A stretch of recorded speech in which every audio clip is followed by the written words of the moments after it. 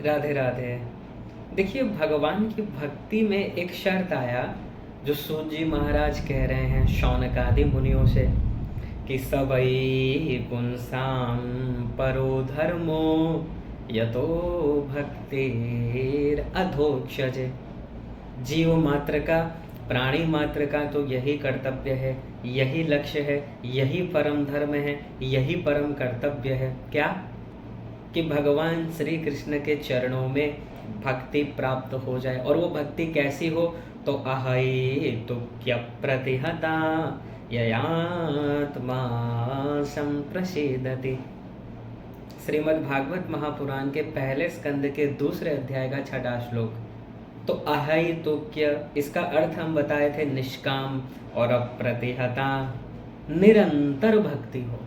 ये बहुत इंपॉर्टेंट है। देखिए, निरंतर, कंटिन्यूअसली भक्ति कुछ समय के लिए प्राय जीव करते हैं, लेकिन आज तक भगवत प्राप्ति हमको इसीलिए नहीं हो पाया क्योंकि हमने निरंतर भक्ति करने का प्रयास ही नहीं किया। निरंतर नहीं करते हैं, 2-3 घंटे कर लेते हैं, 2-3 घंटे रूप ध्यान भी कर लेते हैं। साधक हैं ऐसे ऐसे साधक जो 2-3 घंटे 4 घंटे रूप ध्यान करते हैं, भगवान की कथा सुनते हैं, बाकी समय का लाभ लेना चाहिए वो नहीं ले पाते हैं। और देखिए, हम और आपका जो मन है, मन अनंत जन्मों से इस माया के अंडर में होने के कारण, माया के दोष के कारण, ये काम क्रोध लोभ मोह ईर्षा, जितने भी माया के विकार हैं, इतना भर गया है। अगर आप निरंतर भक्ति नहीं करेंगे तो ये मन शुद्ध कैसे होगा? जैसे एग्जाम्पल के रूप में समझिए, एक बहुत ही गंदा कपड़ा है आपके पास, आप उसको धोते हो, पहले सर्फ या साबुन से थोड़ी देर के लिए धो देते हैं, फिर उसको कीचड़ में डाल देते हैं। तो ऐसे में क्या वो कभी साफ हो पाएगा? बिल्कुल नहीं हो सकता। ठीक इसी प्रकार ये जितने भी साधनाएं बताई गई हैं, ये क्यों बताया गया है? एक ही प्रयोजन है कि जीव का मन शुद्ध हो जाए, हम और आपका मन निर्मल हो जाए, इसीलिए साधना बताया गया है। तो आप 3 से 4 घंटे या 5 घंटे या 10 घंटे मान लीजिए भगवान में लगाते हैं, बाकी के समय माया में लगाते हैं। तो पहले तो आपने उसको धोया, साफ किया भगवान की भक्ति करके, भजन करके, आराधना करके, और बाकी समय फिर उसी संसार में आपने कीचड़ में डाल दिया। तो ऐसे अनंत जन्मों तक ये कभी भी साफ नहीं हो पाएगा। इसलिए निरंतर, ये बहुत इंपॉर्टेंट है कि अनन्य चेता सततम यो मां स्मरति नित्यशः। गीता में भगवान कह रहे हैं 8वें अध्याय का 14 नंबर श्लोक कि अनन्य चेता सततम यो मां स्मरति नित्यशः तस्याहं सुलभः पार्थ नित्ययुक्तस्य योगिनः। ये ऐसा श्लोक है, यहाँ पर भगवान 3 बार नित्य कह रहे हैं, क्योंकि मनुष्य ऐसा है, इसको ना एक बार में बात बुद्धि में बैठता नहीं है, इसलिए बार बार बताया जा रहा है। एक ही श्लोक में बता दिया गया।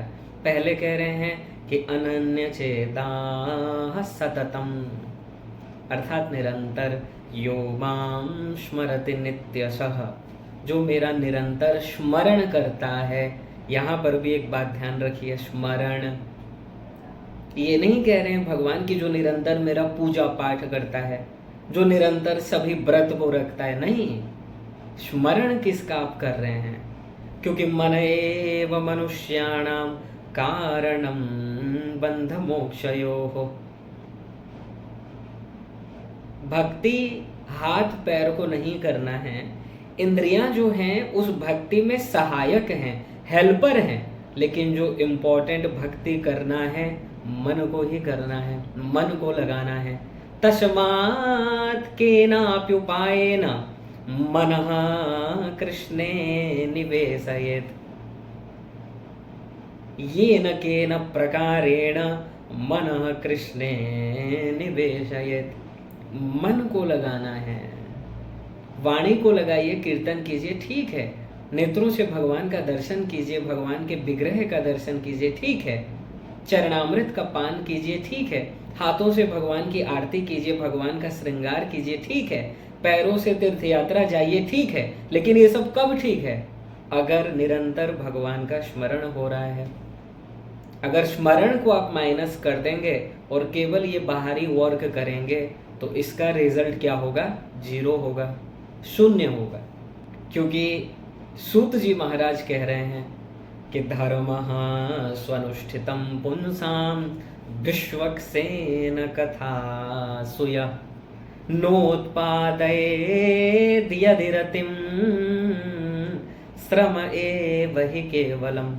आप कितना भी धर्म कर्म व्रत अनुष्ठान कुछ भी कर लो, लेकिन अगर भगवान में आपको भक्ति जागृत नहीं हुआ, अगर भगवान की कथाओं से प्रेम नहीं हुआ तो कोई लाभ नहीं है।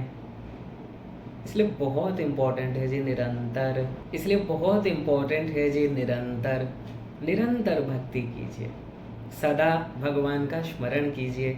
अब लोग पूछते हैं कि निरंतर भक्ति करें कैसे? कि महाराज हम तो गृहस्थी हैं, घर का भी काम करना पड़ता है, परिवार का भी देखना पड़ता है, तो निरंतर कैसे करें? तो निरंतर भक्ति करें कैसे? तो देखिए बहुत सरल है। संसार में जब आप बिजनेस कर रहे हो, मान लो आप कोई व्यापार कर रहे हो या फिर ऑफिस में जॉब करते हो, तो जॉब करते समय भी, बिजनेस करते समय भी, वो तो आप कर रहे हैं, लेकिन आपके मन का जो अटैचमेंट है वो अपने परिवारजनों के साथ है। आप जो भी कर रहे हैं अपने परिवारजनों के लिए कर रहे हैं। ठीक इसी तरह संसार में वर्क कीजिए, लेकिन उसमें ममत्व मत लाइए, ममता मत लाइए, अहम भाव मत रखिए। भगवान का स्मरण करते हुए कीजिए, भगवान की आज्ञा का पालन करते हुए कीजिए। आप ये सोचिए कि भगवान ने जिम्मेदारी दिया है, भगवान ने एक परिवार दिया है, तो बस उसी के लिए हम कर्तव्य कर रहे हैं, भगवान की आज्ञा मानकर कि हमको ये रोल दिया गया है, हम ये कर्म कर रहे हैं। लेकिन उसमें अटैचमेंट ना हो, उसमें आसक्ति ना हो, आसक्ति भगवान में हो, अटैचमेंट भगवान में हो। तो ऐसे अगर आप कर्म करेंगे तो यहाँ पर निरंतर ही कहा जाएगा, क्योंकि इंपॉर्टेंट चीज आपका मन है। अब बाहर से कहाँ पर हैं, क्या वर्क कर रहे हैं, ये ज़्यादा इम्पोर्टेंट नहीं है। इम्पोर्टेंट है आप मन से किसका स्मरण कर रहे हैं। तो ऑफिस जाइए, जो भी आपका काम है जरूर कीजिए, लेकिन वहाँ पर ममत्व ना हो कि मैं ये अपने लिए कर रहा हूँ, अहम भाव आ जाना कि मैं कर रहा हूँ, अटैचमेंट हो जाना उस कर्म के प्रति या फिर परिवार वालों के प्रति, ये ना हो। एक कर्तव्य समझ कर कीजिए, भगवान की आज्ञा समझ कर कीजिए। तो ऐसे में क्या होगा, अटैचमेंट परिवारजनों में या उस काम में नहीं होगा, भगवान में होगा। हो गया निरंतर भक्ति। और हर क्रिया में भक्ति कीजिए। जैसे आप भोजन कर रहे हैं तो जब भी भोजन करें पहले भगवान को भोग लगाइए और फिर यही सोचिए कि भगवान ने इसको प्रसाद लगाया है, भगवान ने भोजन किया है, तो उन्हीं का प्रसाद हम ले रहे हैं। हो गया भक्ति। जब आप सोने जाते हैं तो यही सोचिए कि अगर आज हम सोएंगे, हम इसीलिए सो रहे हैं ताकि स्वप्न में भगवान का दर्शन हो, भगवान की सेवा करें। ये हो गया आपका भक्ति। अथवा आप ऐसा सोच सकते हैं कि इसीलिए हम सो रहे हैं ताकि सुबह जल्दी उठ जाएं और भगवान का बढ़िया से सेवा करें। अगर सोएंगे तो शरीर स्वस्थ रहेगा, शरीर स्वस्थ रहेगा तो ही भगवान का सेवा हो पाएगा। अर्थात कहने का तात्पर्य है, यद करोसि यदश्नासि यज्जुहोसि ददासि यत् तपस्यसि कौन्तेय तत्कुरुष्व मद अर्पणम। तुम जो भी करो मेरे लिए करो, भगवान के लिए करो। हो गया निरंतर भक्ति। ठीक है, इसलिए जो भी हम करें भगवान के लिए ही करें, भगवान की प्रसन्नता के लिए करें। बाहर से तो लोगों को दिख रहा है कि ये व्यक्ति कर्म कर रहा है, लेकिन उनको क्या पता कि आपको यहाँ पर अटैचमेंट नहीं है। आप एक कर्तव्य समझ कर रहे हैं, उसमें ममत्व नहीं है। देखिए, व्यक्ति फंस इसीलिए जाता है क्योंकि वो वहाँ पर मोह रख लेता है, ममत्व रख लेता है अपने परिवारजनों में या फिर संसार के क्रियाओं में, कर्मों में। इसलिए गौकर्ण जी महाराज भी कह रहे हैं कि देहे स्थिमान सरुधिरे भिमतिम त्यजत्वम जाया सुतादिषु सदा ममतां विमुञ्च पश्यानि संजगदिदं क्षणभंगनिष्ठं वैराग्यरागरसिको भवभक्तिनिष्ठः। ये शरीर और शरीर के संबंधी और ये संसार सब क्षणभंगुर हैं, सब एक दिन चले जाएंगे। और संसार का अर्थ ही यही है जो धीरे धीरे सरकता जा रहा है। तो यहाँ पर मोह मत रखिए, कर्तव्य कीजिए, अपने कर्तव्य का पालन करें, लेकिन मोह मत रखिए, क्योंकि जिस लिमिट में मोह होगा उसी लिमिट में आपको दुख होगा। कर्तव्य समझ कर कीजिए, भगवान की आज्ञा समझ कर कीजिए। तो ऐसे में अटैचमेंट यहाँ नहीं है, भगवान में है। ऐसे में आप फंसेंगे नहीं माया में, ऐसे में आपका नित्य स्मरण बना रहेगा भगवान में। और मान लीजिए आप ऑफिस में वर्क कर रहे हो, ठीक है, तो बीच बीच में आप ऑफिस में आपको छींक आ जाता है या फिर जमाई आ जाता है, तो ऐसे ही बीच बीच में भगवान का स्मरण कर लीजिए। काम करते समय भी ये सोचिए कि भगवान मेरे साथ हैं, भगवान मुझे निहार रहे हैं। तो ऐसे में भी आपका हो गया स्मरण, ठीक है। तो अभ्यास करना है, ये नहीं बोलना है कि निरंतर स्मरण कैसे होगा, अभ्यास करो। देखिए, जितना आपका भगवान के प्रति प्रेम बढ़ता जाएगा जिस लिमिट में, फिर धीरे धीरे आपका एक स्टेज आएगा भक्ति करते करते, भगवान का स्मरण करते करते, कि फिर और किसी काम में मन ही नहीं लगेगा। तब आप उस स्टेज में आ जाएंगे, तब आपका निरंतर ही भगवान का स्मरण होने लगेगा, निरंतर भगवान का स्मरण होने लगेगा।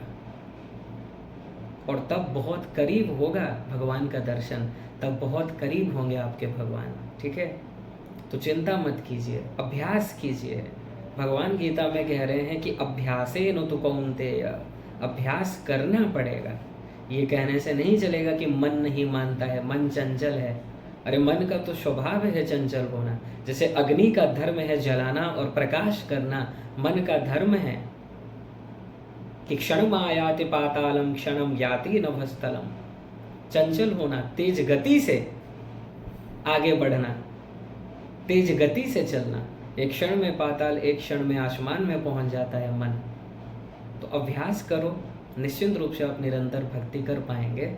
और जिस दिन उस स्टेज में आ जाएंगे कि भगवान के स्मरण के बिना रहा नहीं जाएगा, किसी काम में मन नहीं लगेगा, तो आप समझ लीजिएगा कि बस बहुत करीब हैं अब भगवान आपसे। किस दिन? जिस दिन भगवान के स्मरण बिना, उनके मिले बिना रहा न जाए, व्याकुलता उत्पन्न हो जाए। और ये कब होगा? जितना आप अभ्यास करेंगे। क्या अभ्यास करें? स्मरण करें, ये सोचें कि भगवान ही मेरे हैं, भगवान से ही मेरा नित्य संबंध है। भगवान की कथा सुनिए, भगवान के लीलाओं को सुनिए, भगवान से मेरा क्या संबंध है इसको सुनिए। जितना तत्व ज्ञान श्रवण करोगे और चिंतन करोगे, तब निर्णय पक्का होगा, डिसीजन दृढ़ होगा, और तब आपके लिए बहुत सरल होगा भगवान की भक्ति करना।